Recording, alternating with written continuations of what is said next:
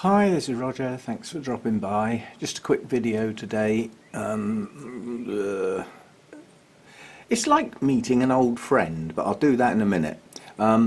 Tomorrow I've got the Orchid Society meeting where I'm doing my talk, and what I'm hoping to film today and put together is the next part of the Project Orchids update. They're a bit fiddly to do and they do take a bit of time, but I haven't actually got anything to water today, so that'll help occupy my time. But I'm going to give you a glimpse of something and then we'll have a look at an old friend.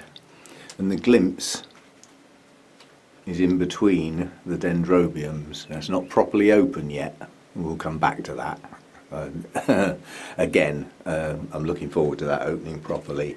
But over here, the Dendrobium harveyanum keikis have just opened. And this is an old friend. I had a beautiful version of this, the mother plant, and it just keeled over. And it was a star performer on the last year where it was growing well, or blooming well anyway. It had spikes in flower for almost the whole of the growing season. There was very little time when some blooms weren't open. It was just a real star performer. And then the mother plant just keeled over. It just started losing leaves and shriveling and lost its roots, and it was mounted. That's never happened to me on a mount before. So something went fundamentally wrong with the plant. Now, luckily it had a couple of keikis on it which I took off, and they're now growing. Now, I shouldn't really let these bloom because I'd like to see some new growths at the base, which I haven't got at the moment. Needs a repot since those keikis were planted. They've been in there plenty long enough, so needs a fresh media to go with what hopefully will be the set of new growths coming soon. But this is a gorgeous dendrobium to have. Mr. Frilly, yeah? Because you've literally got a frilly lip and frilly sepals. So you've got the frills all round. It's lovely. And while I'm standing here, there's an incredible fragrance getting at me, and I've just worked out what it is. It's partly the apple blossom, it's partly this one, and it's actually the new Laleocattleya that's just opened, the Pradit spots. It's not a strong fragrance, but it's lurking. It's just around. It keeps wafting, and it's I'm not very good with fragrance words to go with them, but it's citrusy.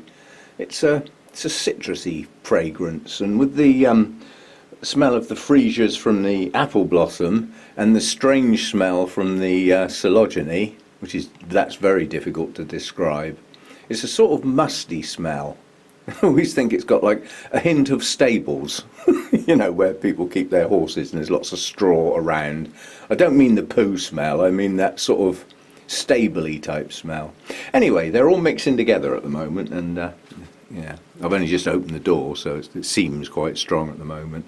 But yeah, that's welcoming back an old friend that I haven't seen in here for a long, long time. And at least I've got something to grow on, because the mother plant really doesn't, I don't think it's ever going to grow. It's been sort of stood with its root tips in some water for a while. It's grown a few more keikis which I can take off soon, but there is no sign of life at the base of that plant whatsoever. No new roots, no new growths, and the canes are now incredibly shriveled. So, you know, this will be the new version of this plant, and rather than repot it, I might actually mount it. And you might think that's a daft idea when the original plant went down and was on a mount, but something went fundamentally wrong with the plant. It wasn't the fact that it was on a mount, just something went wrong. Could have even been the wood that it was on. It's too long ago to remember what it would have been mounted on. But yeah, I mean, it could have been the actual bark that it was on totally broke down and became toxic. You know, it can happen. Anyway, it's back. Dendrobium harveyanum. Little beauty. Okay, and I'll see you next time. Thanks for dropping by.